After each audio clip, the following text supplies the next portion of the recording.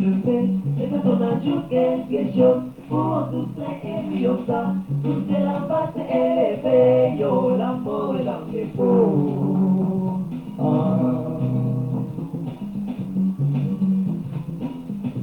C'est ce qu'ils ont bien le fait, personne n'en fait même les temps, quand ça réduit les terres, la mer les insectants, faites la volonté du Père, la gloire de Dieu est partie, oh l'amour est dans les peaux.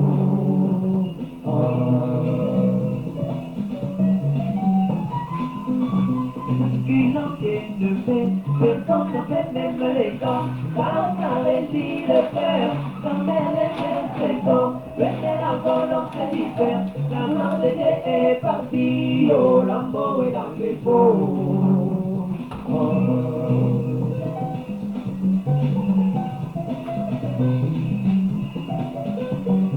Idée, tout désir la cité, pendant que j'en pas fait des mots. La vérité, tout ça, c'était vraiment une belle idée, tout désir la cité, pendant que j'en pas fait des mots.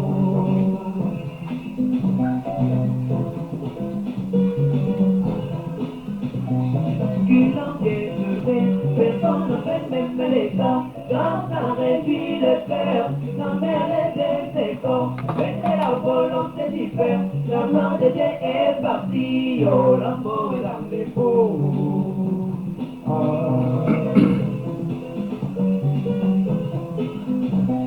Qu'il en vienne de fait, personne ne fait même l'État, quand ça réduit le cœur, sa mère.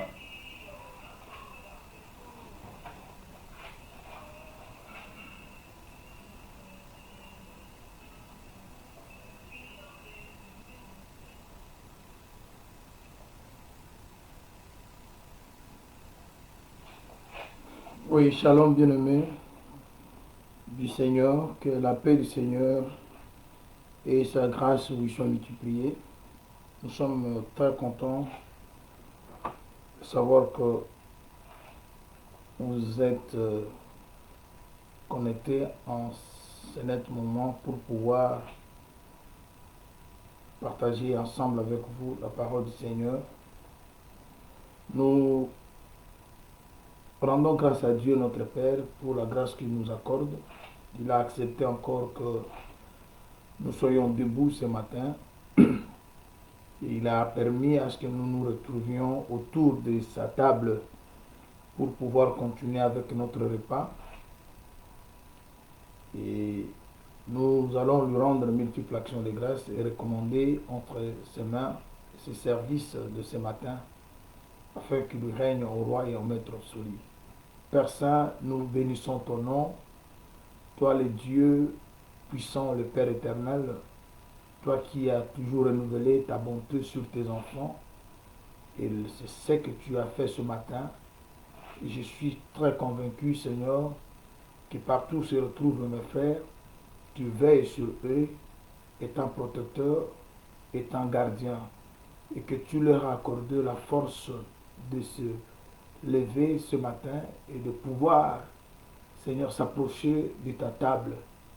Laisse ton nom soit béni, laisse ton nom soit exalté, et nous demandons à ce que tu règnes, Seigneur, à maître absolu, pendant tous ces moments que nous allons pouvoir, Seigneur, nous tenir devant ta face et autour de ta table pour pouvoir manger de ton pain.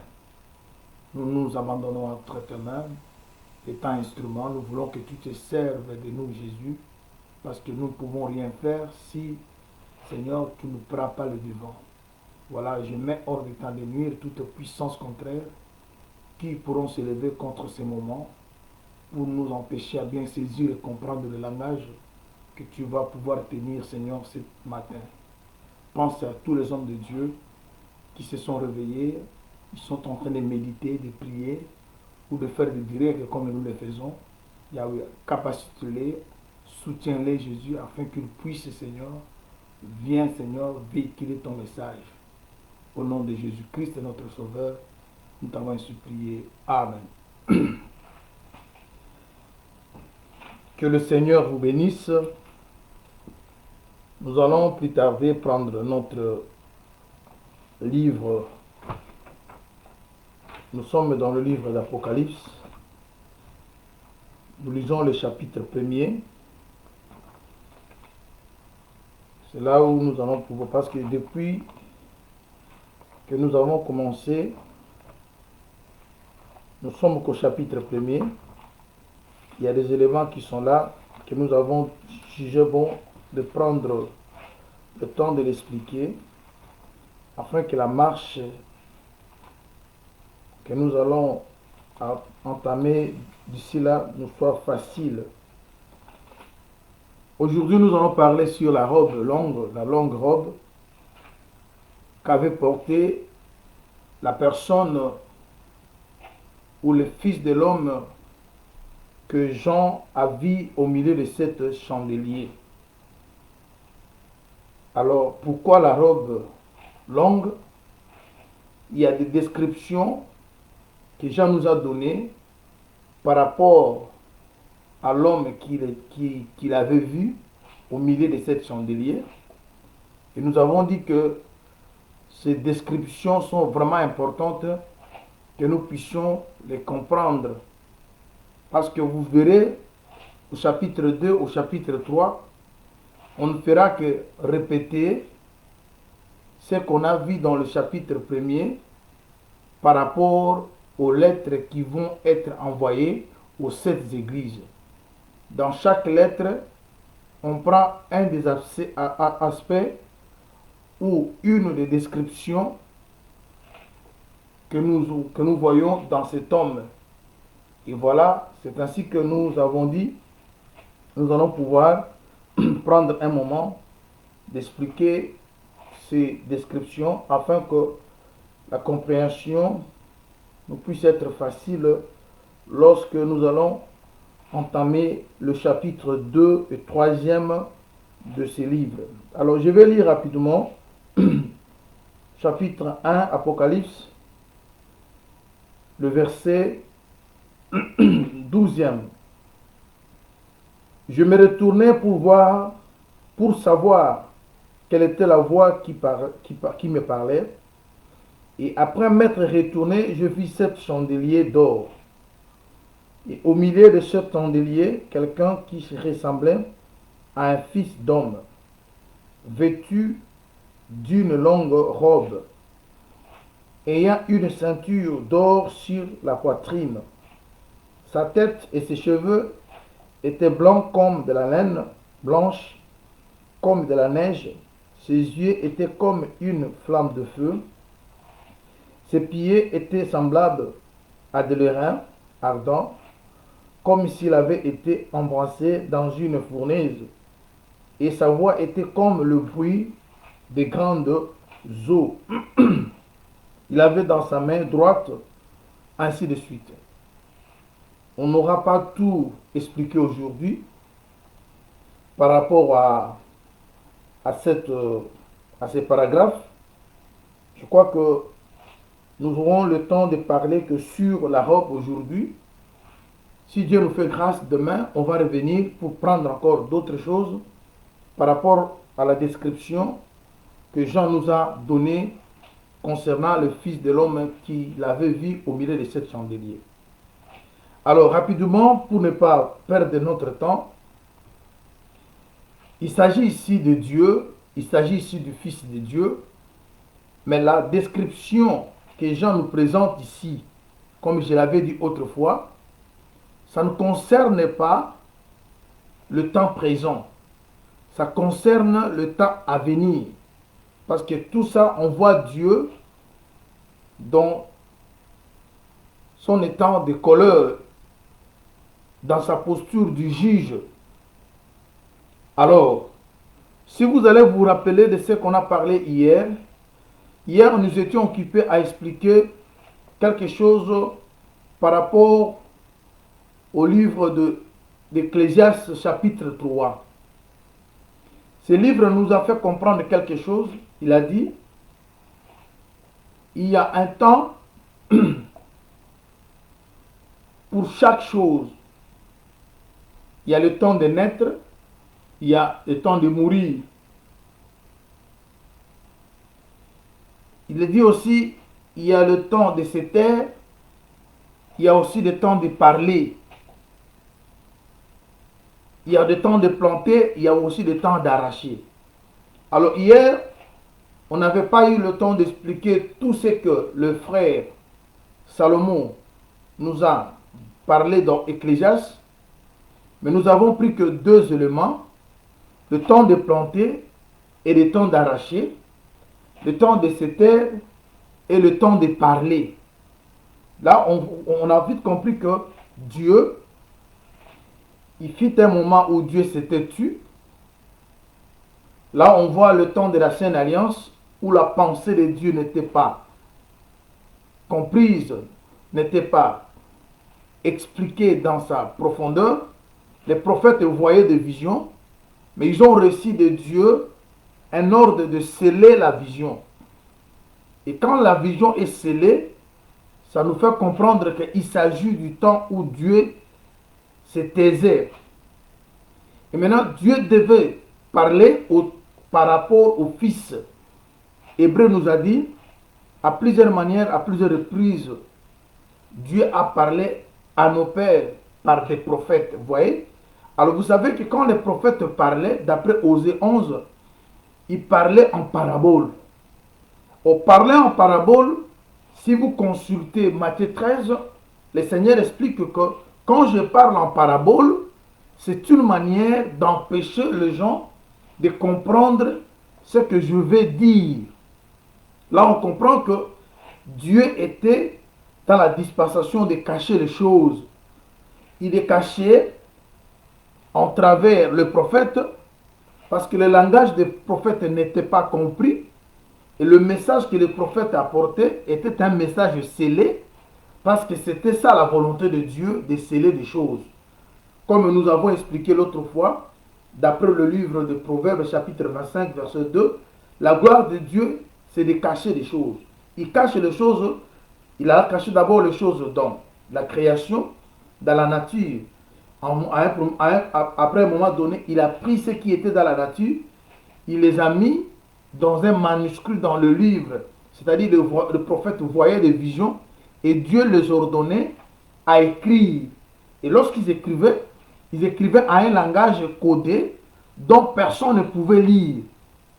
C'est pour cela on nous a dit dans Apocalypse chapitre 1, verset 3e, on dit que heureux celui qui lit et ceux qui attendent les paroles de cette prophétie et qui les gardent. Vous voyez?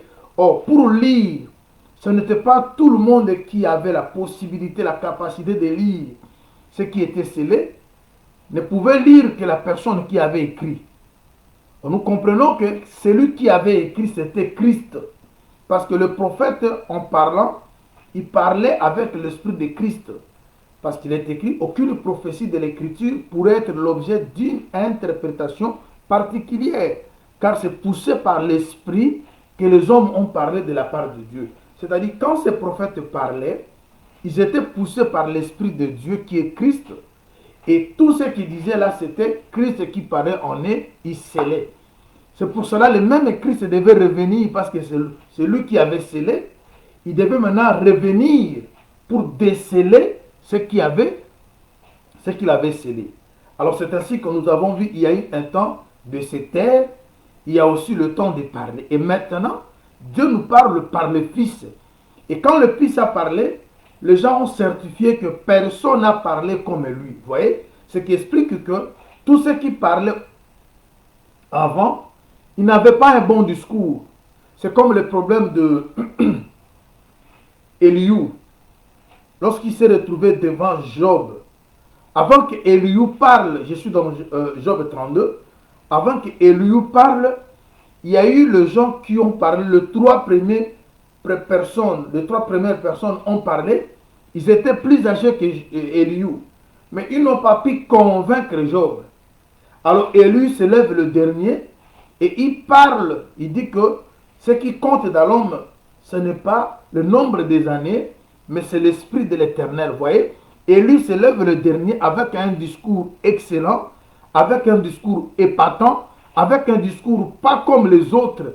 Et Eliou nous fait comprendre qu'il s'agit du Seigneur qui doit venir le dernier pour parler afin que les gens certifient que personne n'a parlé comme lui. Parce que maintenant là, nous sommes au temps où Dieu ne s'était plus, Dieu parle. Mais il ne parle pas n'importe comment, il ne parle pas en utilisant n'importe qui, il ne parle qu'à travers ceux-là qu'il a choisi, afin qu'ils soient des personnes qui doivent véhiculer son message. Alors, voilà un peu ce qu'on avait pu parler hier. Aujourd'hui, nous sommes revenus pour parler de la robe. La robe qu'avait portée cet homme qui était au milieu de sept chandeliers. Et c'était une robe longue. Et pourquoi la robe était longue et la ceinture de la robe n'était pas sur la hanche, mais elle était sur la poitrine. Voilà, c'est la chose que nous allons pouvoir partager avec vous. Toutefois, dans la même idée de notre enseignement sur ces livres, parce que nous prenons un peu de temps pour essayer un peu de tout expliquer par rapport au chapitre 1er, parce que ces éléments qui sont signalés dans le chapitre 1er nous sont vraiment importants pour la compréhension des autres livres que nous allons pouvoir toucher. Alors, qu'est-ce que vous allez remarquer? Nous allons prendre une écriture rapidement. Nous prenons Ésaïe chapitre 6.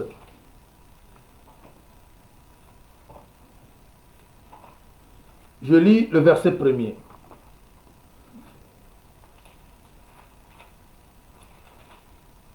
Ésaïe 6, je prends le verset 1er rapidement. Qu'est-ce que le Seigneur nous dit dans cette écriture à travers l'année de la mort du roi Osias? Je vis le Seigneur assis sur son trône très élevé, et les pans de sa robe remplissaient le temple. Des séraphins se tenaient au-dessus de lui. Ils avaient chacun ainsi de suite. Ici, qu'est-ce que nous voyons? On nous parle du Seigneur qui est assis sur un trône très élevé. Mais qu'est-ce que le prophète a vu? Le prophète a vu que les pans de sa robe remplissaient le temple. Rappelez-vous un peu de ce qu'on a dû parler hier. Hier, nous avons expliqué qu'il y a une différence que nous trouvons entre les personnes qui sont dans le temple et celles-là qui sont en dehors du temple. Ils n'ont pas la même vision. Ils ne voient pas les choses de la même manière. Ceux qui sont dans le temple, ils ont une vision avancée des choses. Et ceux qui sont en dehors du temple, ils observent la loi. Je l'avais expliqué par rapport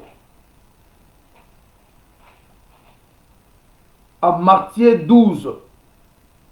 Le Seigneur Jésus, il traverse avec ses disciples le champ de bleu. C'était le jour du sabbat. Ses serviteurs, ses disciples avaient faim.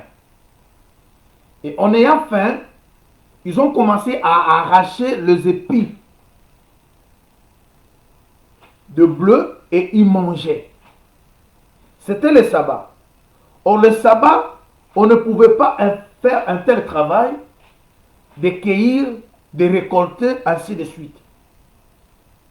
Maintenant, lorsque les pharisiens ont été indignés de fait de voir les disciples du Seigneur faire le travail qui n'est pas permis à qui que ce soit de le faire au jour du sabbat, ils posent la question au Seigneur: pourquoi tes disciples ne respectent-ils pas le sabbat? Pourquoi ils doivent faire ce travail d'arracher, de cueillir les épis et de manger? Voilà ce que Jésus leur a donné comme réponse.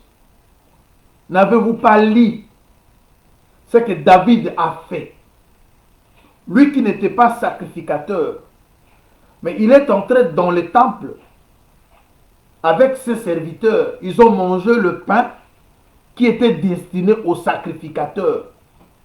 Là, quand Jésus parle dans Matthieu 12, il fait la citation d'une histoire qui s'est passée dans 1 Samuel 21.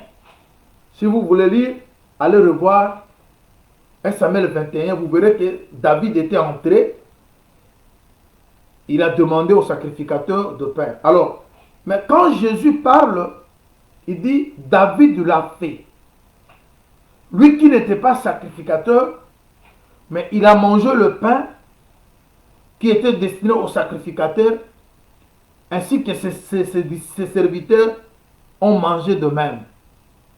Il ne s'arrête pas là, il ajoute, il dit, même les sacrificateurs, le jour du sabbat, ils violaient la loi dans le temple sans qu'ils se rendent coupables. Ici, nous comprenons que quand on est dans le temple, les choses se passent autrement. Et le temple, c'est toute une personne. Et le maître du sabbat, c'est toute une personne. C'est-à-dire, quand vous êtes en Christ, qui est le véritable temple, parce que vous allez comprendre que Jésus a fait comprendre à la foule qu'il était le temple. Lorsqu'il disait aux gens, détruisez ce temple et je vais le rebâtir dans 3 jours. Et les frères Jean affirment qu'il parlait du temple de son corps. C'est-à-dire, le temple qu'avait construit Salomon n'était qu'une image du véritable. Et le véritable temple, c'est bien le corps du Seigneur dans lequel nous devons nous retrouver.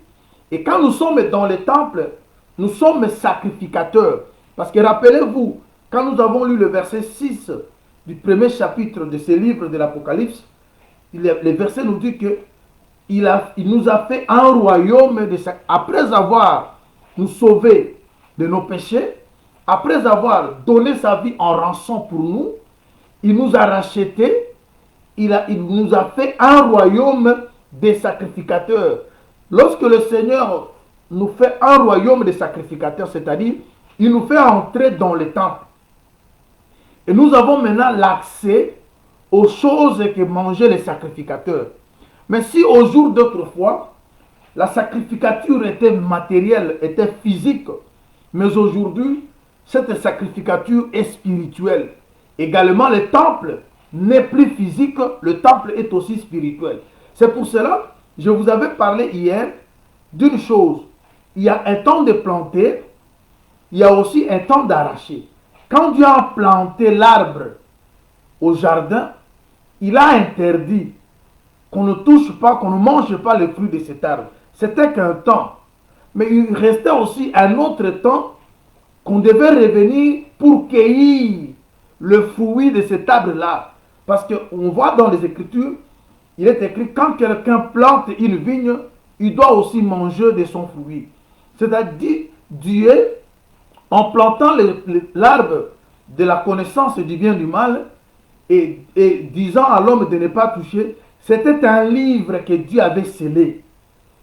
Il savait un jour, au temps de la fin, il faut que cet arbre-là puisse être mangé. Or, manger le fruit de l'arbre, c'est-à-dire quoi? C'est déceler le livre que Dieu avait scellé. Parce que le fait de planter l'arbre dans le jardin, Dieu avait fait ça avec un but.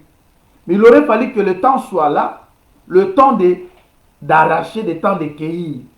Et c'est ainsi que je vous avais dit que c'est que la loi condamne. Nous qui sommes dans la grâce, dans le temple, nous avons la permission. Je vous avais fait comprendre les choses avec la loi de Moïse et avec la grâce que le Seigneur nous a amenée. Le Seigneur nous a amené l'interprétation. Parce que regardez aujourd'hui. Aujourd'hui, il y a des gens, quand ils lisent la loi de Moïse, ils disent que leurs femmes, lorsqu'ils se retrouvent pendant leur période, c'est ce que disait la loi. Quand vous avez le sang, vous êtes impie.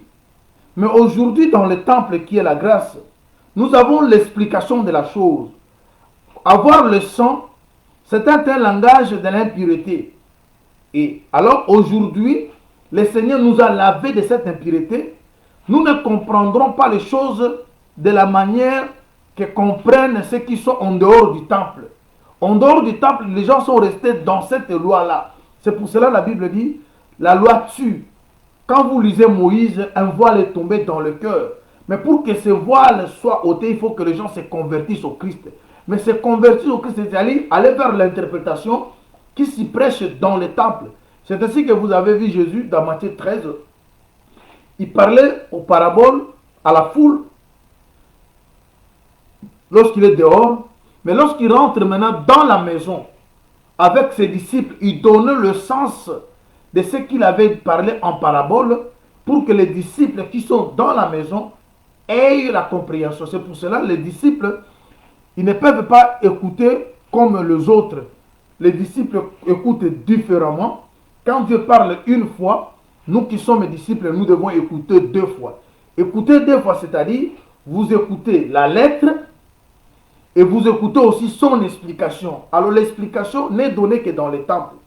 Et c'est là que les gens nous voient comme si nous violons la loi. Or, on ne viole pas la loi, mais plutôt nous entrons maintenant dans le sens de la loi. Nous cherchons à comprendre la pensée qui était cachée derrière. Alors maintenant regarde. Qu'est-ce que nous voyons ici? On dit que la robe de Dieu, lorsqu'il est sur le trône, le pan de la robe remplit tous les temples. Or, le temple aujourd'hui, c'est l'église du Seigneur. Et le Seigneur, il est sur son trône, élevé, mais le pan de sa robe doit se retrouver dans le temple. Et c'est ça que nous allons pouvoir, par la grâce du Seigneur, exploiter aujourd'hui. Mais avant que nous y arrivons, j'aimerais que vous preniez encore une autre écriture qui va nous aider. Nous prenons Ézéchiel. Ézéchiel chapitre 16. Ézéchiel 16. Nous lisons à partir du premier verset.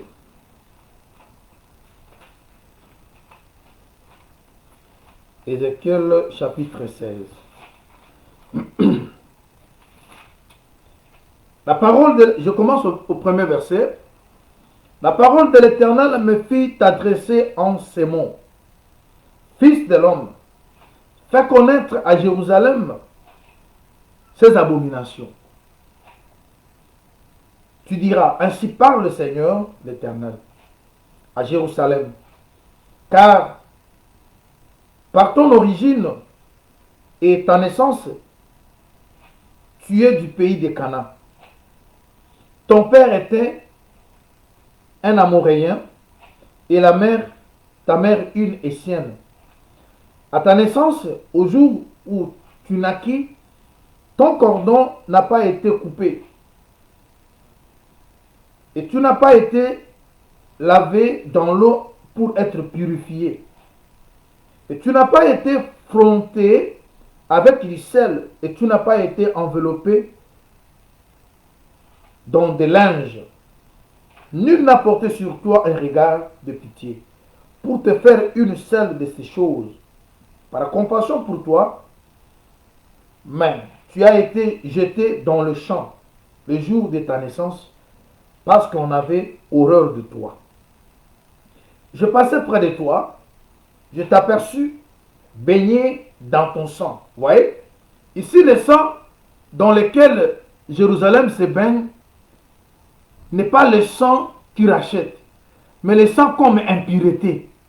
Parce que quand la femme de Marc 5, celle qui avait la perte de sang, elle était impure. Parce que Lévitique le parle, quand vous avez le flux de sang, vous êtes impur. Et toute chose sur lesquelles vous allez vous retrouver devient impure. C'est-à-dire quand vous perdez le sang en Israël, vous êtes impur. C'est pour cela que vous avez vu ceux qui souffraient peut-être de l'ulcère, des choses comme ça, ils étaient considérés des impurs. Alors on nous parle ici que Jérusalem, lorsqu'elle était née, elle était abandonnée, jetée dans les champs, elle se baignait dans son sang. Personne ne pouvait s'approcher d'elle. Je vais terminer avec la lecture pour qu'on explique des choses importantes. Ils étaient, parce qu'on avait horreur de toi, le verset 5, le verset 6, je passais près de toi, je t'aperçus baigné dans ton sang. Je t'ai dit, vis dans ton sang. Je t'ai dit, vis dans ton sang. Je t'ai multiplié par 10 milliers, comme les herbes des champs, et tu pris de l'accroissement. Tu grandis. Tu devins d'une beauté parfaite. Tes seins se formèrent. Ta chevelure se développa, mais tu étais nu, entièrement nu. Je passais près de toi, je t'ai regardé, et voici ton temps était là. Très bien. Le temps des amours.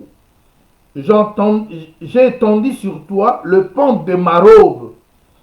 Je couvris ta nudité. Je te jurai fidélité. Je fis alliance avec toi, dit le Seigneur l'Éternel, et tu fis tant à moi. Très important.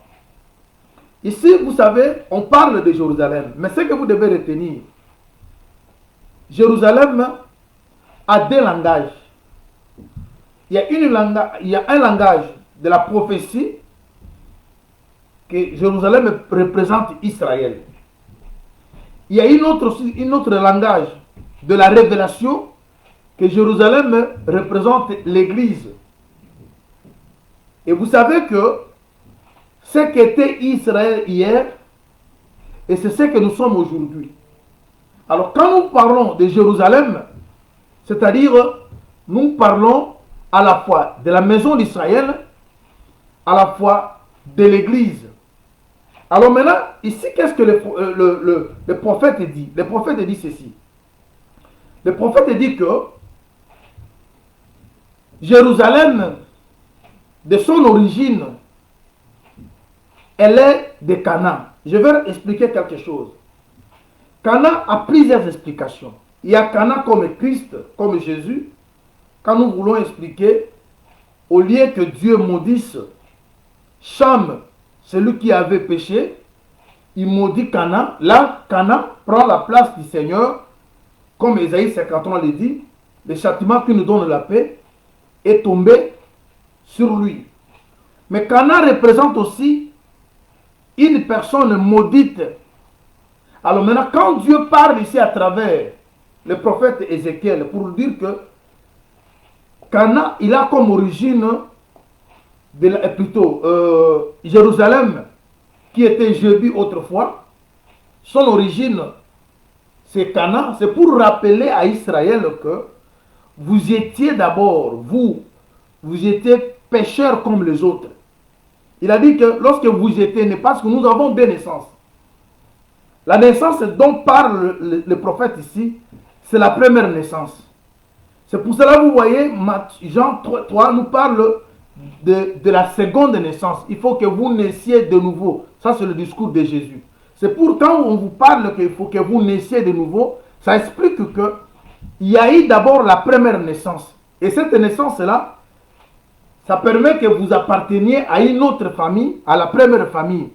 C'est ce que j'avais expliqué l'autre fois par rapport à Lévi. Lorsque Lévi a accepté de s'attacher à Moïse, il devait maintenant tuer son père, sa mère et ses frères.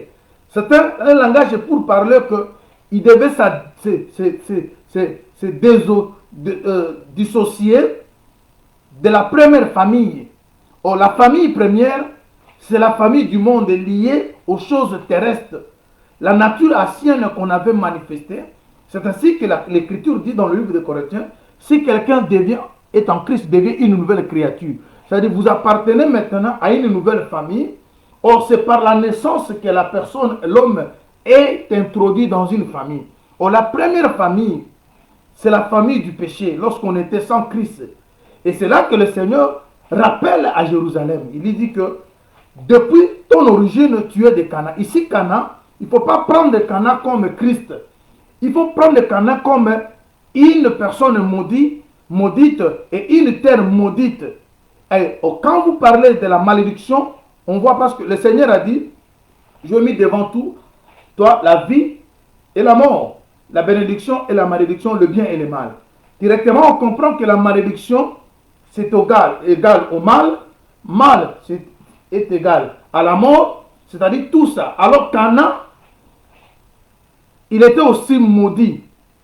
Pas comme Christ, ça c'est un autre volet.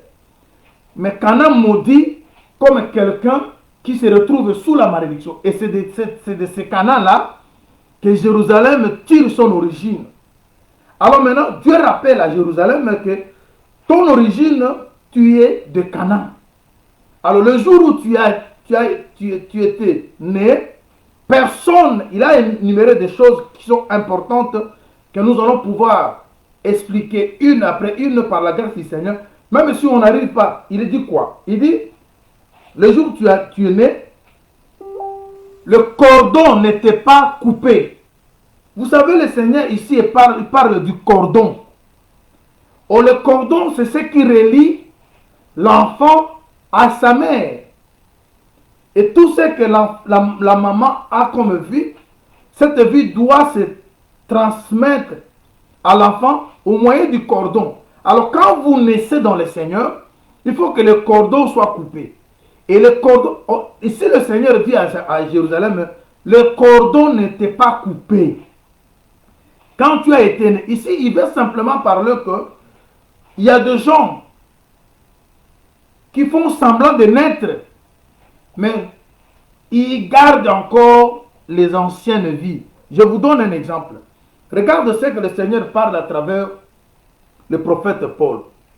Il dit dans 1 Corinthiens 10, il dit quoi? Israël a traversé la mer Rouge, qui était le symbole du baptême. Mais lorsqu'ils sont arrivés de l'autre côté, Dieu les a tués. Parce qu'il y a des gens qui ne font que l'apparence de la piété, mais ils renient ce qui fait la force. Vous le voyez venir dans les choses de Dieu, mais en réalité, la personne n'est pas encore convertie. En réalité, la personne n'est pas réellement née de nouveau parce qu'il garde encore son cordon. Si le cordon n'est pas coupé, c'est-à-dire vous avez toutefois la relation avec l'ancienne vie. Je vous amène quelque part. La femme de Lot et Lot et sa famille doivent sortir parce que Dieu doit détruire Sodome et Gomorrhe. Et la loi qui a été donnée par Dieu, c'était quoi? Quand vous allez sortir, vous ne pouvez pas regarder en arrière. Et l'homme et la fille sont sortis sans regarder en arrière. Mais la femme est sortie aussi. Mais la femme regarde en arrière. Elle devient une statue de sel. C'est ce que je pourrais expliquer aussi. Alors, il n'était pas dans Sodome. Il était déjà dehors. Mais elle a regardé. Or, Paul dit que qu'est-ce que je fais? Je fais un effort d'abandonner ce qui est derrière, mais je cours vers l'objectif. Regarder en arrière, ce n'est pas d'une manière physique que vous vous retournez. C'est-à-dire, c'est donner l'intention, c'est avoir encore les sentiments de l'ancienne vie, c'est avoir encore l'amour des choses qui sont considérées comme mauvaises, que vous êtes censé d'abandonner. Parce qu'il y a des gens qui n'ont changé que le lieu de culte, mais ils n'ont pas changé le cœur. Ils viennent dans nos assemblées, mais tout en ayant le cœur ancien. C'est pour cela que vous avez vu Israël, ils se retrouvent dans le désert, mais ils ont toujours les désirs de l'Égypte. Ils commencent à évoquer, en Égypte, voilà ce qu'on mangeait, en Égypte, voilà ce qu'on faisait. Ils ont toutefois l'envie d'être en Égypte. Ils ne s'intègrent pas, ils ne cherchent pas à manifester la vie, la vie nouvelle qui leur est demandée par rapport à la marche qu'ils sont en train d'effectuer. Alors le cordon doit être coupé. On en a beaucoup comme ça dans nos assemblées. On en a beaucoup comme ça parmi les prédicateurs qui sont nés, d'après eux, mais le cordon qui le relie à l'ancienne vie est toujours là. C'est pour cela que vous allez le trouver vivre dans les choses. Alors le Seigneur rappelle à Jérusalem, c'était comme ça que ça s'est passé avec toi. À ta naissance, au jour où tu naquis, ton cordon n'a pas été coupé. Tu n'as pas été lavé. Une personne est née, mais n'est pas lavée. Parce qu'il y a une chose. Le frère Pierre explique Quand nous allons dans l'eau de baptême, ce n'est pas pour une purification physique. Et la purification, c'est celle de l'âme, du cœur. Vous voyez? Alors maintenant, si l'intérieur n'est pas lavé, et que vous lavez que l'extérieur, vous ne faites absolument rien. Parce que c'est de l'abondance du cœur que la bouche parle. Le message, l'évangile de la grâce, c'est un évangile qui vise le cœur. Parce que si le cœur est lavé, l'extérieur sera aussi lavé. Le Seigneur l'a dit. Lorsqu'il parlait aux pharisiens, il dit que vous lavez que l'extérieur de la coupe, cependant l'intérieur est rempli de choses mauvaises. Lavez plutôt l'intérieur et l'extérieur va de lui-même s'harmoniser. Vous voyez? Alors regarde maintenant, il dit quoi? Le jour où vous êtes né, le cordon n'est pas coupé. C'est très important. Et vous n'êtes pas lavé. J'aimerais lire une écriture. Je prends rapidement 1 Corinthiens chapitre 10. Et puis nous allons prendre Pierre. Je lis 1 Corinthiens 10. Je commence au premier verset. Frères, je ne veux pas que vous ignorez que nos pères ont tous été sous la nuée, qu'ils ont tous passé au travers de la mer, qu'ils ont tous été baptisés en Moïse dans la nuée et dans la mer, qu'ils ont tous mangé le même aliment spirituel et qu'ils ont tous bu le même breuvage spirituel, car ils buvaient plutôt à un rocher spirituel qui les suivait, et ces rochers étaient Christ. Mais la plupart d'entre eux ne furent point agréables à Dieu, puisqu'ils périrent dans les déserts. Or, ces choses sont arrivées pour nous servir d'exemple, afin que nous n'ayons pas de mauvais désirs comme ils en ont qui. Voyez? C'est-à-dire, les choses que nous sommes en train de parler maintenant, c'est passé avec un peuple. Comme je venais de dire tantôt, Israël, Jérusalem, à la fois, elle parle de l'église que nous sommes, et elle parle aussi de la maison d'Israël. Parce qu'il y a l'aspect prophétique, il y a aussi l'aspect de la révélation. Maintenant, nous vous disons ceci. Le Seigneur nous rappelle que le jour où nous sommes nés, si le cordon n'est pas coupé, c'est-à-dire vous êtes toutefois la même personne. Parce que la maman qui représente l'ancienne vie, je vous amène quelque part. Si vous lisez Deutéronome, le Seigneur parle à travers le prophète Moïse, il dit quoi? Il dit, je vais relire cette écriture, je crois, Deutéronome chapitre 22. Et puis nous allons prendre Pierre. Supporter un peu que le verset soit donné un peu comme... je prends Deutéronome 22.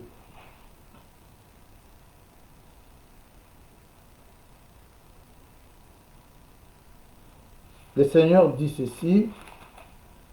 Ok.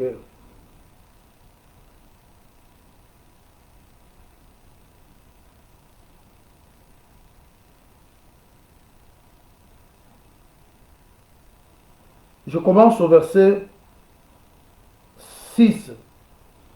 Si tu rencontres dans ton chemin, Deutéronome 22, 6. Si tu rencontres dans ton chemin un nid d'oiseau sur un arbre ou sur la terre, avec les petits ou deux œufs, et la mère couchée sur le petit ou sur les œufs, tu ne prendras pas la mère avec le petit. Tu laisseras aller la mère, et tu ne prendras que le petit, afin que tu sois heureux et que tu prolonges tes jours. Vous voyez? Vous êtes maintenant sur un chemin, et quand vous allez trouver un arbre dans votre chemin, et que sur l'arbre vous avez vu un nid d'oiseau, et qu'il y a une mère et le petit, c'est-à-dire soit la mère et les œufs. Le conseil du prophète est que vous ne pouvez pas prendre la mère avec le petit. Il faut laisser la mère partir. Prenez que le petit ou prenez que les œufs.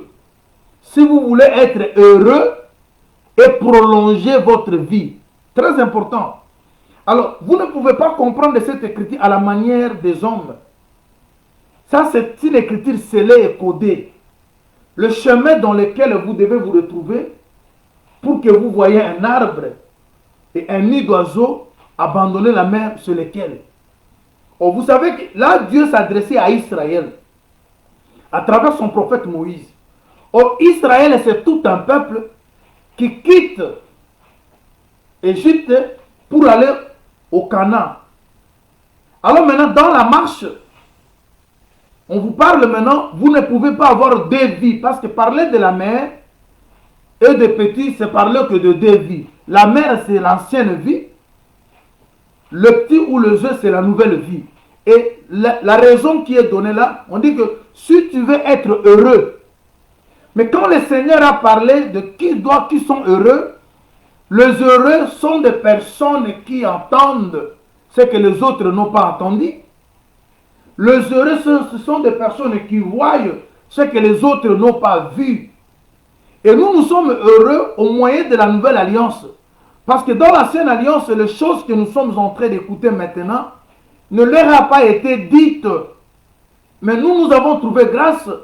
Alors le Seigneur nous donne cette capacité-là de comprendre. Maintenant, il dit quoi? Si vous voulez prolonger votre vie, la prolongation de vie n'est autre qu'avoir la vie éternelle.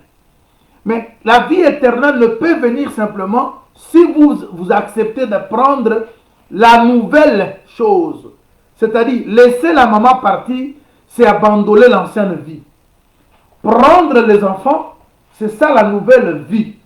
Et c'est ça, la nouvelle vie ne peut venir que de l'enseignement de la grâce. Vous voyez, au moins maintenant, Israël, il a mangé, il a bu, il a été baptisé, mais la plupart ont été tués parce qu'ils n'ont que lavé l'extérieur. Alors le problème du Seigneur, je prends une autre écriture. On est dans le livre de Pierre.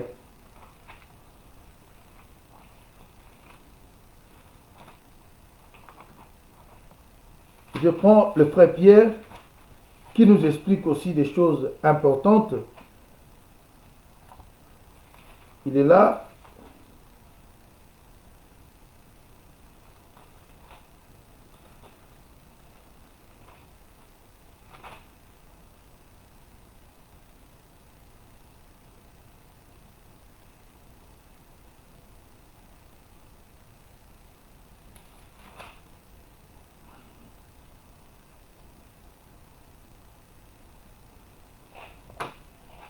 Je suis dans 1 Pierre chapitre 3. Je lis à partir du verset 18. Christ aussi a souffert une fois pour le péché, lui juste pour les injustes. Afin de nous amener à Dieu, il a été mis à mort quant à la chair et rendu vivant quant à l'esprit, dans lequel aussi il est allé prêcher aux esprits en prison, qui autrefois avaient été incrédules, lorsque la patience de Dieu se prolongeait au jour de Noé, pendant la construction de l'arche, dans laquelle un petit nombre de personnes, c'est-à-dire 8, furent sauvées à travers l'eau. Merci. Cette eau était une figure du baptême, qui n'est pas la purification de sueur du corps, très bien, mais l'engagement d'une bonne conscience envers Dieu et qui maintenant vous sauve, vous aussi, par la résurrection de Jésus-Christ. Vous voyez?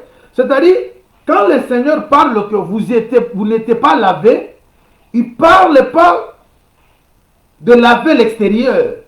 Parce que quand on vous plonge dans l'eau physique, oui, c'est votre corps physique qui entre en contact avec l'eau physique. Ça, ce n'est qu'un symbole. Mais le grand problème, c'est que votre partie intérieure, l'âme, soit en contact avec l'eau qui est la parole. Parce que la parole ne peut laver que, l'intérêt ne peut être lavé que par la parole. Alors maintenant, c'est ainsi que dans Marc 16, le Seigneur dit, au verset 16, celui qui croira et qui sera baptisé sera sauvé. Il ne s'arrête pas là, il ajoute, mais celui qui ne croira pas sera condamné. C'est-à-dire, on peut aussi être baptisé sans croire. Ou quand vous croyez, c'est-à-dire vous laissez la place à la parole, et que la parole prenne place dans votre cœur. C'est la parole qui a la possibilité de laver l'intérieur. Et c'est de cette eau-là que le Seigneur voulait dire que vous n'y étiez pas lavé. La purification du cœur, c'est le Seigneur qui donne. C'est pour cela, 1 Jean 5, 6, il dit qu'il est venu avec les 3 choses. L'eau, le sang et l'esprit, et les 3 sont d'accord. Et il est venu avec ce eau-là pour faire la purification. Alors, ici nous voyons que Jérusalem, comme une épouse, qu'est-ce qui se passe avec elle? Elle a connu la première naissance, mais cette naissance-là l'attachait toutefois à l'ancienne vie. Alors, il faut maintenant une nouvelle naissance. C'est la raison pour laquelle, quand Nicodème est parti voir Jésus, Jésus devait lui parler que si tu ne vas pas naître de nouveau, tu ne seras pas sauvé. Il va être étonné. Il dit maintenant, comment cela se fera-t-il? Là, le Seigneur parle être baptisé d'eau et d'esprit. Alors, voyez maintenant que, ici le Seigneur, je continue avec la démarche du prophète. Il dit, le cordon n'était pas coupé, ça je l'ai dit. Le cordon, c'est ce qui relie l'enfant avec sa maman. Et le cordon n'est que le langage de parler de ce qui nous relie avec l'ancienne vie. Alors, si vous voulez suivre le Seigneur, il faut que le cordon soit coupé. Pour que vous perdiez complètement cette ancienne vie, afin que la vie nouvelle soit manifestée dans votre vie. Et il faut que vous soyez lavés. Alors, Jérusalem était là, baignée dans son sang. Le sang ici parle de l'impureté. C'est pour cela qu'on doit avoir l'eau pour qu'on soit pur. Alors, cette eau en question n'est pas une eau physique. Si nous vous amenons dans l'eau physique, c'est l'expression simplement de dire que vous avez accepté de vous engager. Mais l'engagement doit se passer dans le cœur. Il faut que l'eau spirituelle pénètre le cœur et lave l'intérieur. Alors, il avance, je suis revenu dans Ézéchiel 16, parce que c'est là-bas que nous sommes. Parce que nous sommes dans la démarche pour parler de la robe. Maintenant, avant qu'on arrive, parce que le Seigneur ne peut pas vêtir quelqu'un si la personne n'est pas lavée au préalable. C'est très important. Parce que l'habit, elle vient la dernière. Vous devez d'abord être lavé, parce que si vous n'êtes pas lavé, parce que l'habit que le Seigneur va vous donner, c'est son habit à lui. C'est un habit pur. Alors si vous êtes sale, l'habit va se salir aussi. Alors je rentre vite. Il dit, le verset 4. À ta naissance, au jour où tu naquis, ton cordon n'a pas été coupé, tu n'as pas été lavé dans l'eau pour être purifié. Et tu n'as pas été frotté avec du sel.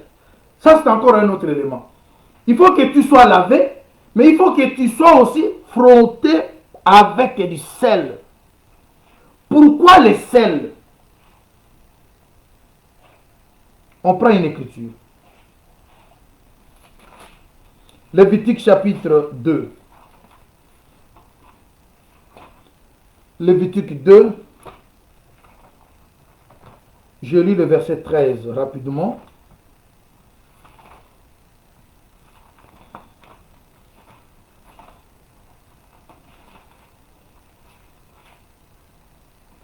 Ok, Lévitique chapitre 2, le verset 13.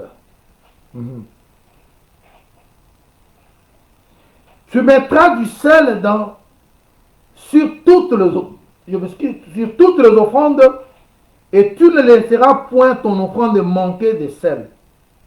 Signe de l'alliance de ton Dieu, sur toutes les offrandes, tu mettras du sel. Il y avait une loi que Dieu avait donnée à Israël. Quand vous allez donner l'offrande, vous devez mettre du sel. Pourquoi mettre du sel? Et il dit que c'est le signe d'alliance. Alors vous savez maintenant aujourd'hui, notre vie, notre corps doit aussi être une offrande. Et c'est ce que le frère Paul aussi nous parle dans Romains chapitre 12. À partir du premier verset, il dit qu'il veut que nous donnions nos corps comme sacrifice, une offrande agréable, d'une bonne odeur, ainsi de suite. Alors, La loi de Dieu, selon le Lévitique, vous devez mettre du sel dans l'offrande. Il faut que le sel soit mis dans l'offrande. Pourquoi mettre du sel? Vous savez que le sel donne du goût. Le sel arrête la pourriture. Quand le sel est mis dans la chose, c'est pour que la chose soit conservée, ne pousse pas pourrir. C'est pour que le goût soit donné. Quand vous lisez Matthieu 5, 13, le Seigneur dit, vous êtes la lumière du monde et le sel de la terre. C'est-à-dire, ceux qui suivent le Seigneur, ils doivent donner du goût. Ils doivent faire voir aux gens que suivre le Seigneur, ce n'est pas une peine perdue. Suivre le Seigneur, ce n'est pas du passe-temps. Il faut que les gens puissent avoir du goût en nous voyant suivre le Seigneur. Alors, vous qui êtes maintenant une offrande, d'après Romains 12, il faut qu'il y ait du goût. Il faut qu'on puisse mettre en vous du sel. Parce que si vous ne donnez pas un bon goût, vous allez être vomi. Vous devez avoir du goût. Alors le Seigneur dit que tu n'as pas été frotté avec du sel. Et c'est comme ça que les gens aujourd'hui, il y a dans des églises, on prend du sel, on met dans l'eau, on fait boire aux gens. Quand vous partez chez le pasteur, il va prendre le sel, il va impliquer le sel sur votre corps, parce qu'ils lisent la loi, mais ils n'ont pas le sens de ce qui est écrit. Mais nous savons que c'est dans les temples que l'explication de toutes ces paraboles sont expliquées. Alors, maintenant, la démarche c'est que on doit couper d'abord le cordon, vous devez être lavé et vous devez être frotté avec du sel. Quand le sel touche votre corps, le sel vous donne du goût. Et vous devenez une personne. Je lis rapidement une écriture. Je prends Job. Job chapitre 6. Job 6. Je prends le verset 6 aussi. Ça peut aider. Jusque-là, nous cheminons lentement, sûrement, pour arriver à expliquer un peu sur la robe, qu'on pourra revenir peut-être demain pour l'approfondir. Mais il est important que la démarche soit faite de cette manière, parce que la robe, c'est la tenue que vous allez porter. Mais avant de porter cette tenue, il faut d'abord que vous puissiez être digne de la porter. Regarde ce que Job dit. Peut-on manger, je dis Job 6, 6. Peut-on manger ce qui est fade et sans sel? Y a-t-il de la saveur dans le blanc d'un œuf? C'est-à-dire, pour que vous soyez mangé, parce qu'il y a des fois que nous arrivons à la nourriture de Dieu. Et pour que Dieu nous mange, il faut que nous puissions avoir de la saveur. Il ne faut pas que nous soyons fades. C'est pour cela, dans l'œuf, il y a jaune d'œuf, il y a aussi blanc d'œuf. Mais le sel n'est que dans jaune d'œuf. Alors ici, on nous parle que le temps me manque pour que j'entre expliquer les deux sacerdoces dans l'œuf. Mais quand vous avez l'œuf, vous avez à la fois la loi, vous avez à la fois la grâce. C'est ainsi que vous avez vu quand nous avons lu Deutéronome, on dit que soit vous prenez le petit, soit vous prenez l'œuf. Alors maintenant nous vous disons ceci. On nous dit ceci que, est-ce que vous pouvez manger ce qui est fade? C'est une chose qui n'a pas de saveur. Or, quand vous allez revenir, retourner plutôt dans Matthieu 5, 13 jusqu'au 14, il dit que vous êtes le sel de la terre. Mais si votre sel perd sa saveur, qu'est-ce qu'on va faire de vous? Vous allez être jeté et foulé aux pieds. Et là, je vous explique que tu peux être sel, mais un sel qui a perdu sa saveur. C'est la raison pour laquelle vous allez voir que la femme de Lot, elle devient une statue de sel, mais je vous dirais que la statue là de sel qui était devenue la femme de Lot, c'était une statue de sel sans saveur. Parce que quand vous êtes sans saveur, c'est-à-dire vous allez être vomi, vous allez être abandonné, vous allez être jeté et foulé aux pieds. Alors pour que vous ne soyez pas jeté, abandonné ou foulé aux pieds, vous devez garder votre saveur. Et parler de la saveur, du saveur, c'est parler du goût. Alors quand vous êtes frotté avec le sel, c'est pour vous donner un goût, pour que Dieu puisse vous consommer. Parce que lorsque l'Apocalypse dit que tu n'es ni froid ni chaud, je te vomirai. Ça explique que vous étiez mangé, vous étiez entré, et Dieu a trouvé que vous ne reflétez rien. Vous n'êtes pas du goût de la chose qu'il est en train de chercher. Alors un enfant de Dieu, il doit être frotté du sel pour arrêter la pourriture. C'est-à-dire, nous qui avons du sel, nous avons l'assurance de vivre éternellement. Parce que quand vous mettez du sel quelque part sur la chose, c'est pour que la chose ne pourrisse pas. Alors le sel ne nous parle que de la vie meilleure qui nous garantit l'éternité. Parce que le Seigneur lui-même, il est le sel. Alors maintenant, quand vous venez au Seigneur, après avoir été visité, le Seigneur, qu'est-ce qu'il va faire? Il va d'abord couper le cordon qui te relie avec l'ancienne vie.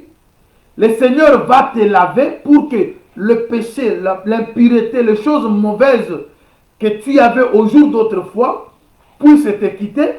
Il doit te frotter avec du sel pour que il te donne maintenant le goût, pour que vous soyez maintenant conservés. Parce que le sel parle aussi de la conservation, pour que la chose ne périsse pas, ne puisse pas pourrir.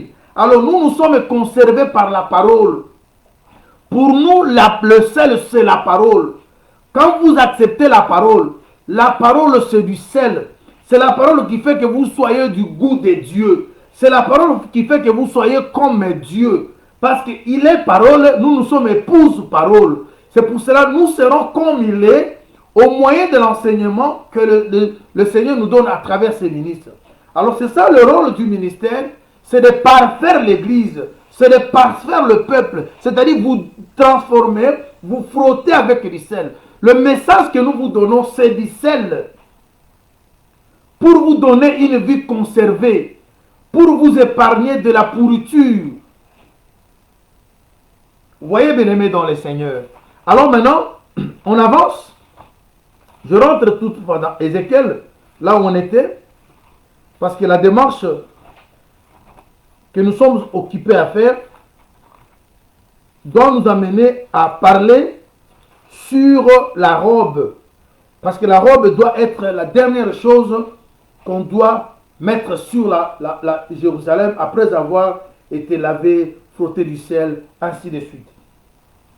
Alors, le verset 4, toutefois, dernière partie. Tu n'as pas été enveloppé de linge.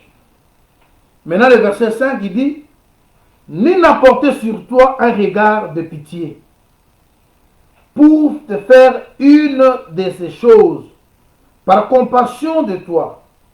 Mais tu as été jeté dans le champ le jour de ta naissance parce qu'on avait horreur de toi. Vous savez, quand nous avons lu Ézéchiel hier, Ecclésiaste plutôt, on a dit qu'il y a un temps pour temps.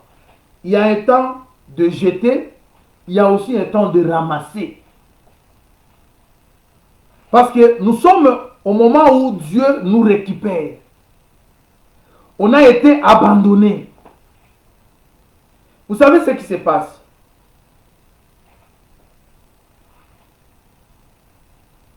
Quand vous lisez Ésaïe 5, le Seigneur parle sur sa vigne. Il dit que quand on est en train de, de, de racler le champ, on va soutirer des pierres, on va les jeter. Dans un autre langage de la révélation, comme la vigne parle de la maison d'Israël, les pierres qu'on soutire du champ et jetées de l'autre côté, ça parle aussi de nous nations. On n'avait pas place en Israël. On était considérés impies. Nous sommes des pierres qu'on a jetées. Maintenant, quand le Seigneur vient, à travers le message du Jean-Baptiste, je crois dans Matthieu 3, il dit, ceux qui venaient se faire baptiser, ils venaient comme les arbres. Vous voyez? Il leur a dit, qui vous a appris à fuir la colère à venir? Car la cognée est mise sur la racine de l'arbre. Là, Israël se présente comme un arbre.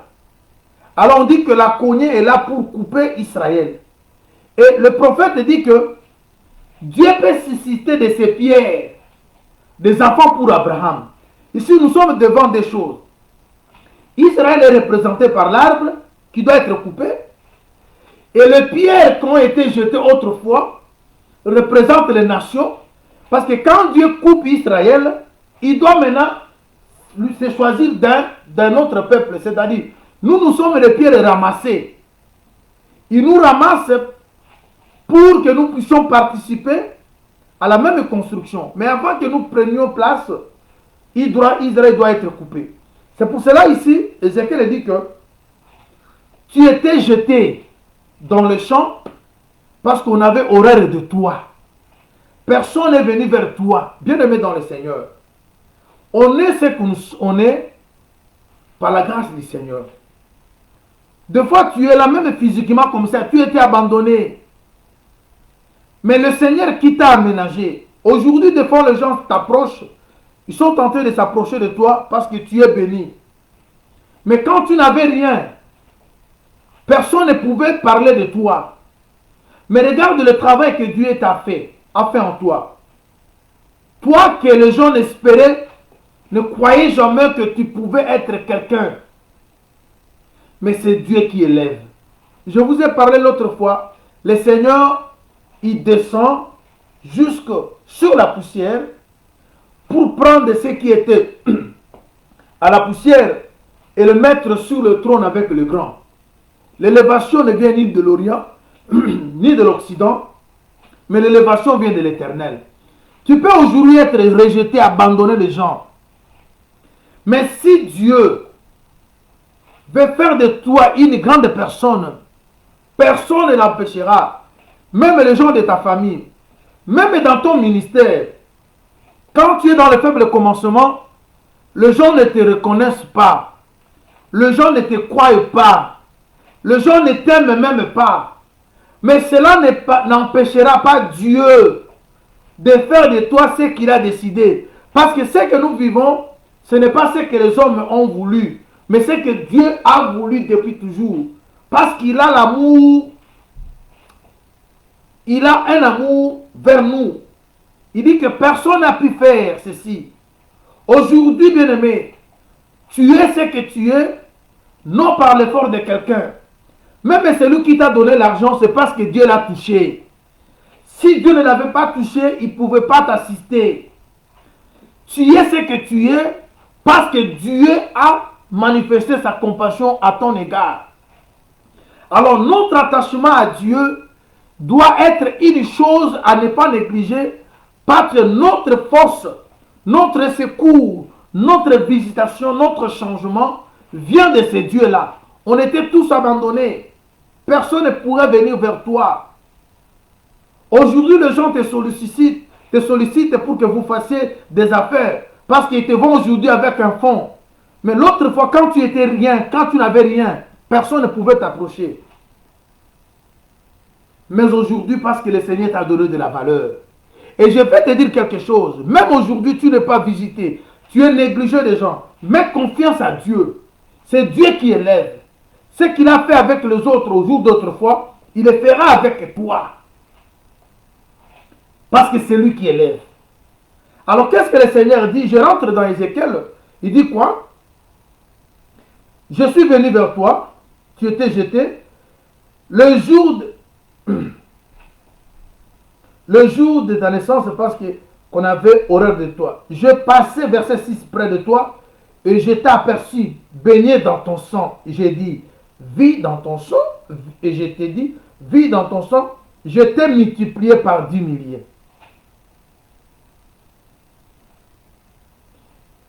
Comme les herbes des champs, le Seigneur est capable de te multiplier. Le Seigneur est capable de te prendre là où tu es et de te faire devenir une grande personne. Israël, avant que Dieu puisse le choisir, il n'était pas une grande nation. Mais Dieu l'a promis que je ferai de toi une grande nation. Elle n'était pas grande.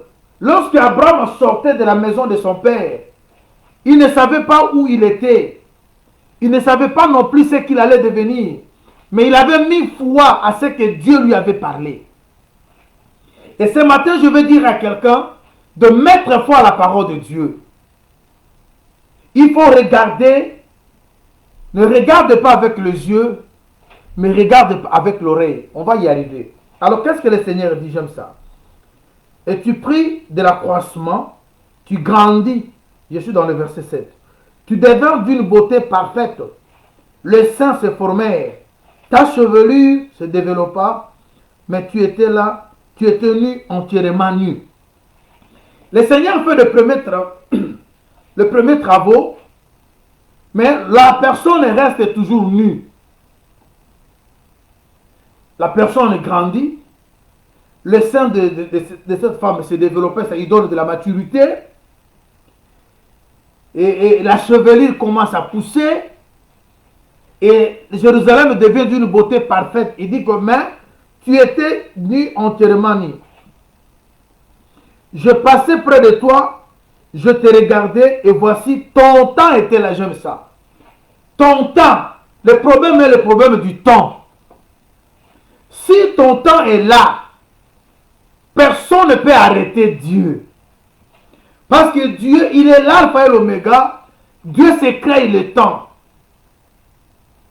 Ou il peut venir dans ta vie comme alpha, ou il peut venir comme oméga. Vous savez bien aimé, Job dit, dans Job 19, 25, je sais que mon Rédempteur se lèvera le dernier.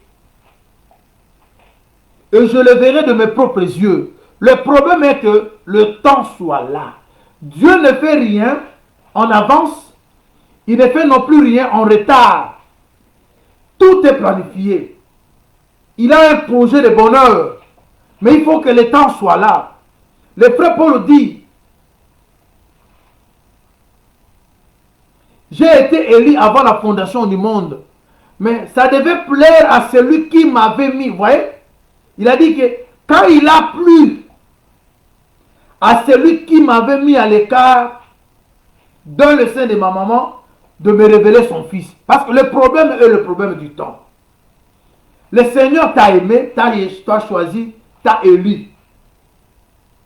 Mais maintenant tu traverses des moments terribles, les choses ne marchent pas. Le ministère semble boiter, les gens ne te croient pas.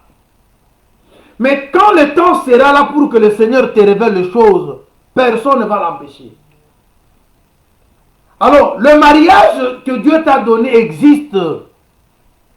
Ce qui pleure pour les papiers sont là.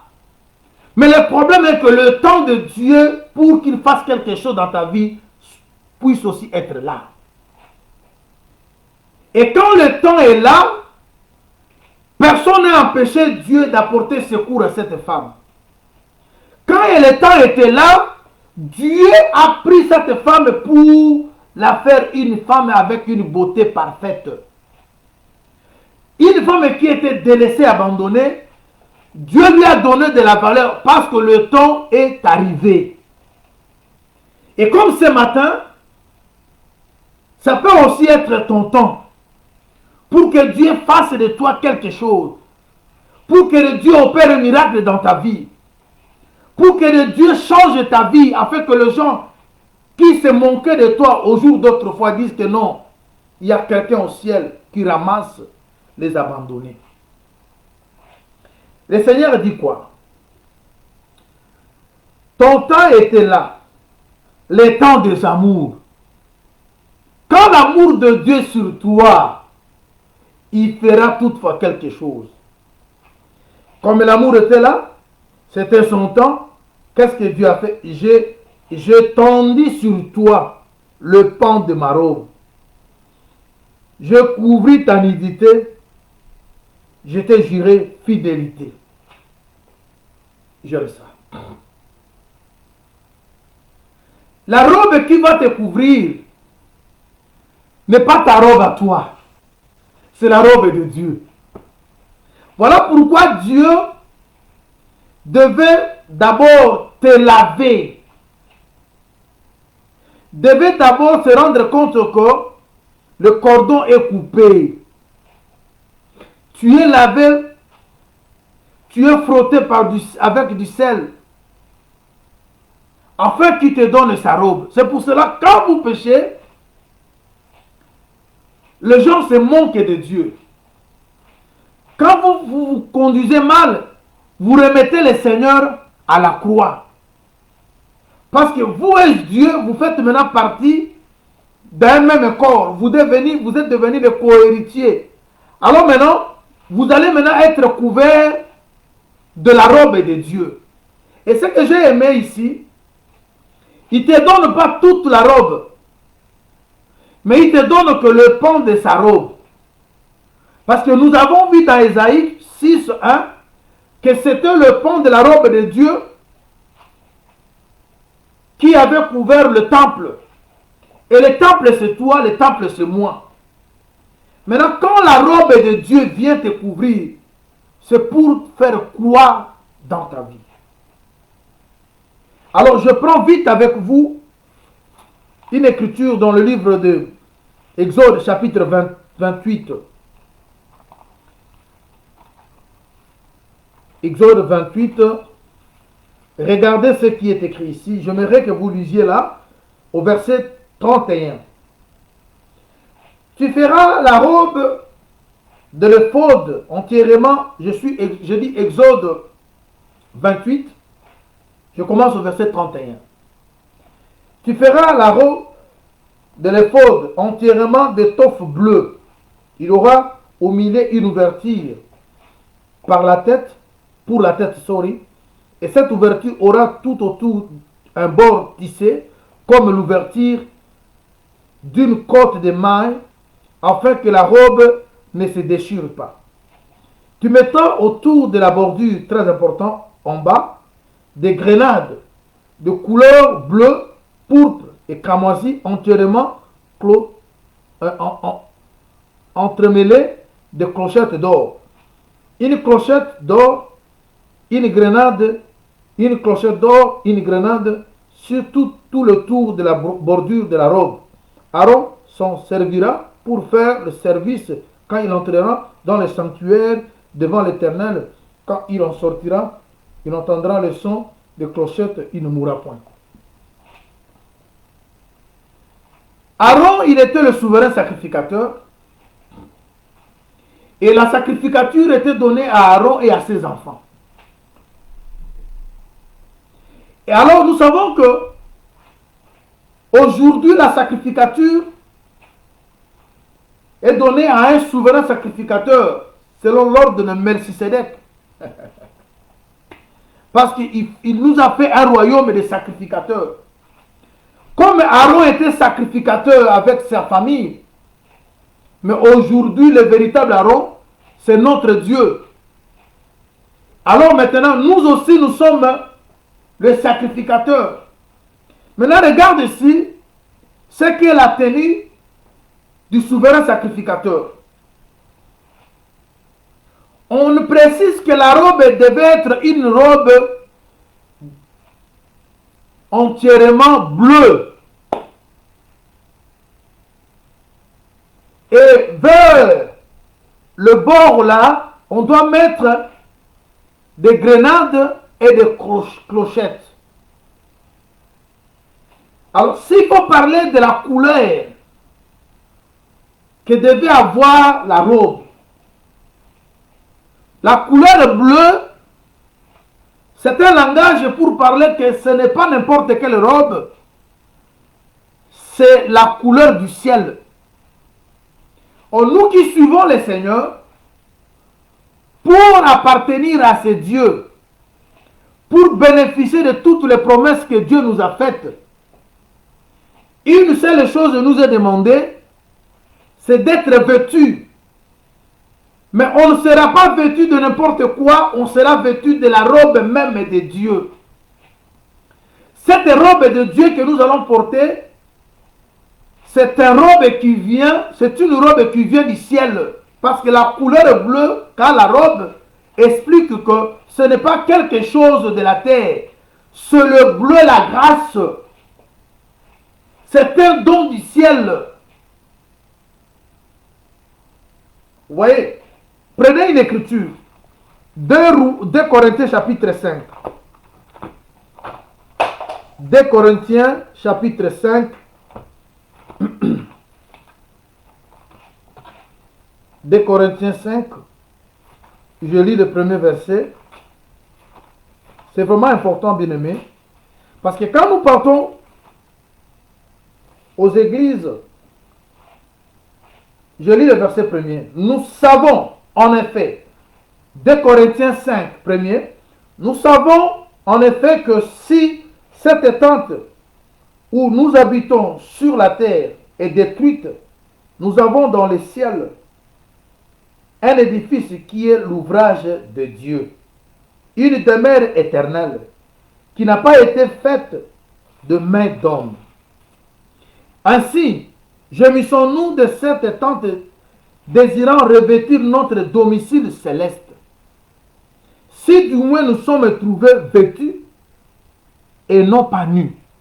Très important.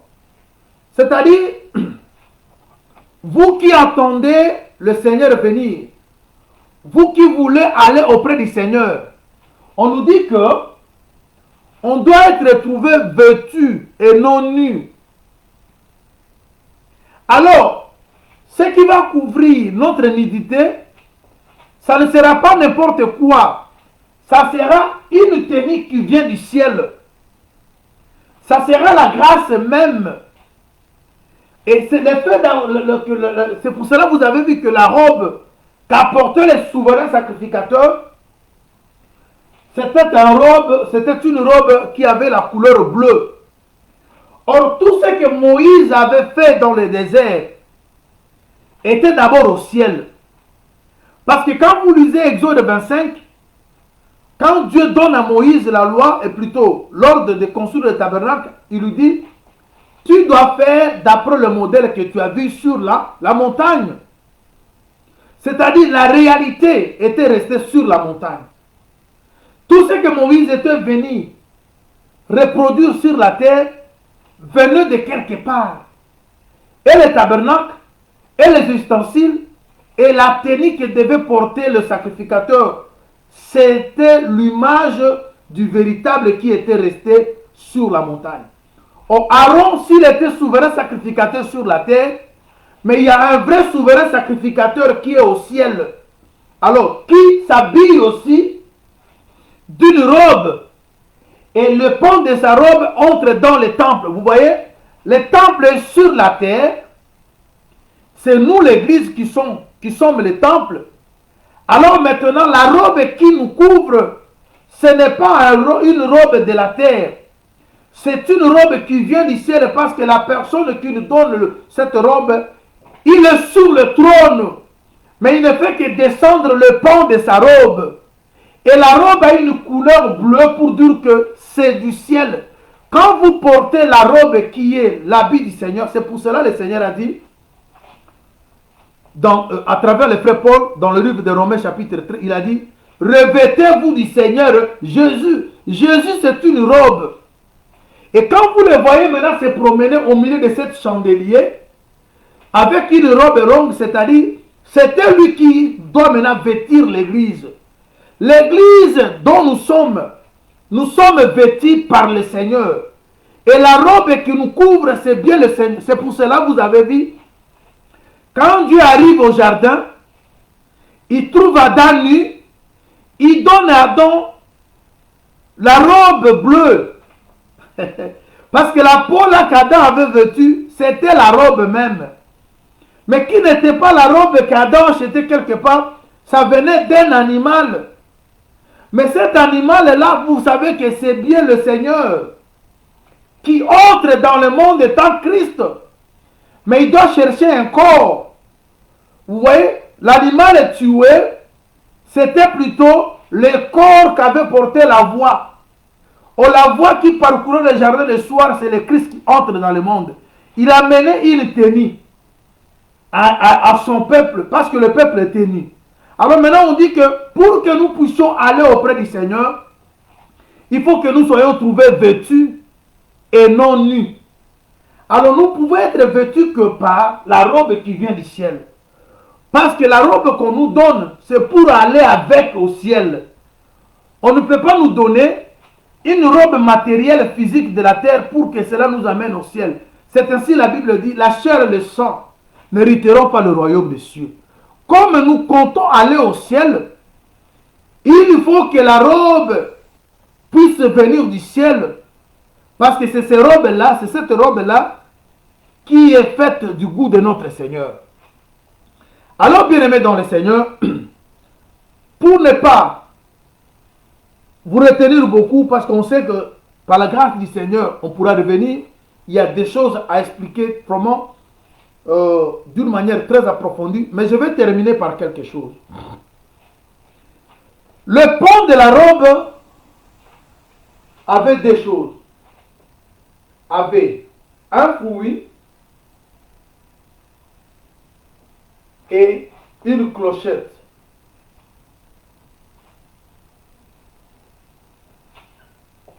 Clochette donne un son qui doit produire une fruit. C'était tout au long de la robe. Pourquoi Dieu a voulu que seulement le pan de la robe entre dans le temple? C'est pour donner, les enfants de Dieu doivent produire le fruit. À chaque parole, on doit avoir un fruit. Quand vous écoutez, Jacques dit, ne vous bornez pas seulement à écouter, mais mettez en pratique. Lorsqu'on met en pratique la parole de Dieu, c'est-à-dire on produit le fruit.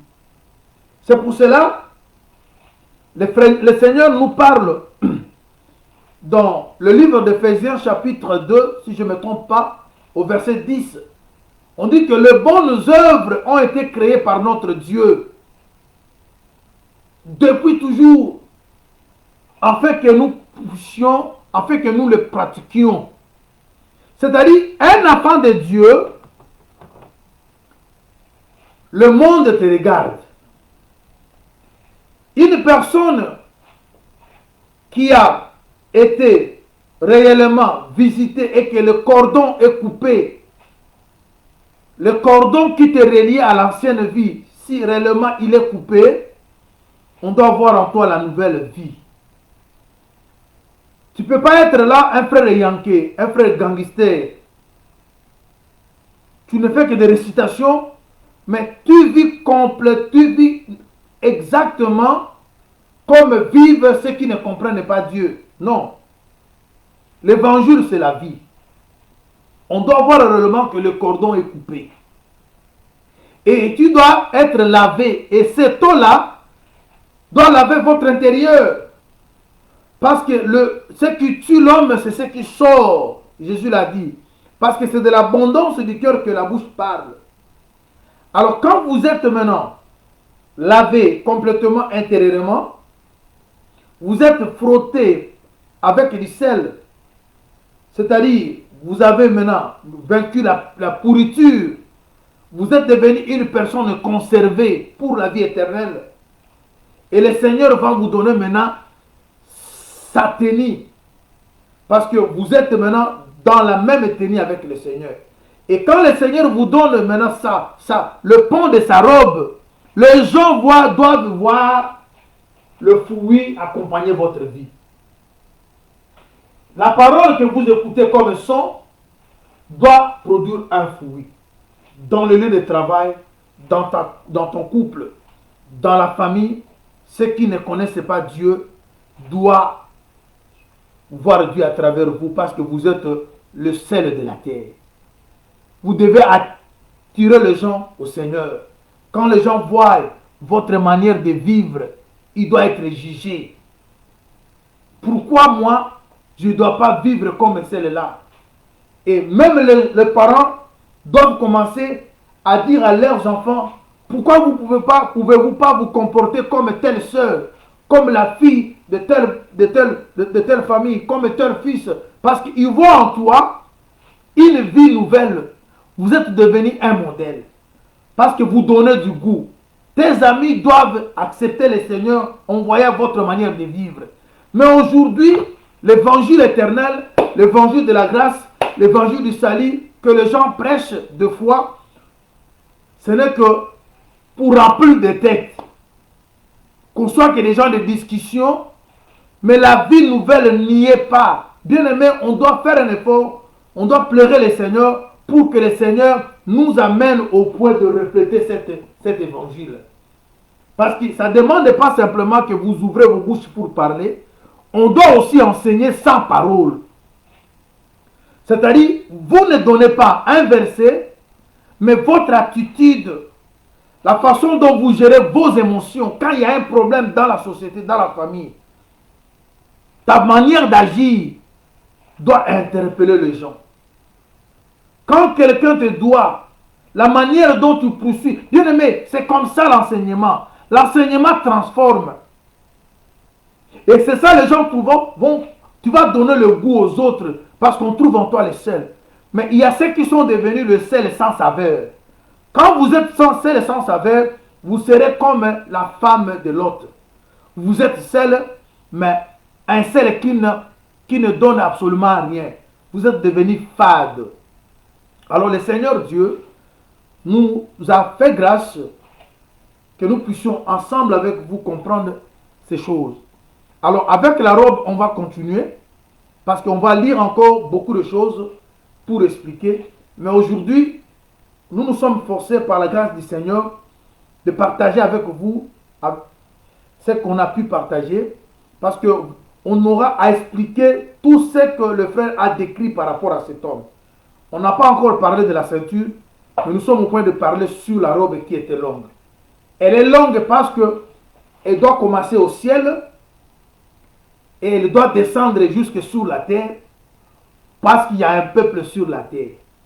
Cependant, lui sur le trône, vous êtes sur la terre, mais vous deux, vous et l'Éternel, vous êtes dans une même robe. Avoir la même robe, c'est avoir le même comportement. On va vous appeler des chrétiens, comme on les a appelés au jour d'autrefois. On a vu la vie de Christ en eux, parce que vous êtes dans la même robe. Que le Seigneur bénisse tout et chacun de nous. Et je veux qu'on prie le Seigneur, que nous soyons réellement des personnes qui sont transformées, que le cordon soit coupé, que nous soyons frottés par le sel, que nous puissions être lavés, pas seulement laver l'extérieur, mais laver l'intérieur, afin que la robe nous soit confiée. Éternel notre Dieu, nous te disons merci. Ce matin, tu es venu vers nous au moyen de ton message, au moyen de ta parole. Nous l'avons reçu parce que sans ta parole, nous ne pouvons rien. Et nous savons que tu as parlé à nos cœurs, mais nous sommes incapables de nous-mêmes de nous conformer à ta vérité. Aide-nous, Jésus, à vivre cette parole. Aide-nous à la pratiquer, Jésus. Éternel notre Dieu, je recommande, Seigneur, tous les bien-aimés qui ont suivi ces messages, ou ceux-là qui vont suivre peut-être après, mon Dieu, que tu fasses le même travail, parce que nous sommes incapables de faire un bon travail. Nous pouvons que planter, d'autres vont venir arroser, mais c'est toi qui as la capacité, notre Dieu, de faire germer la semence. Seigneur, continue ce travail parce que tu es un bon enseignant. Tu saignes mieux, tu parles mieux, personne ne peut t'égaler, notre Dieu. Fais le travail de fait en comble dans la vie de tes enfants. Pense à tes ministres qui sont maintenant en train de transmettre ta parole, ta vie à ton peuple. Utilise-les puissamment. Seigneur, assiste les combats en leur faveur. Et permets, chaque fois quand ils sont devant toi, qu'ils reçoivent de toi de quoi transmettre à ton peuple. Que la journée soit bénie. Donne-nous l'opportunité de revenir et nous ne manquerons jamais de te dire merci. Au nom de Jésus-Christ, nous t'avons supplié. Amen. Soyez bénis, peuple de Dieu. C'en est fini pour aujourd'hui. Si le Seigneur nous fait grâce, on sera là demain. Mais toutefois, on va vous signaler comme on a l'habitude de le faire. Que Dieu vous bénisse.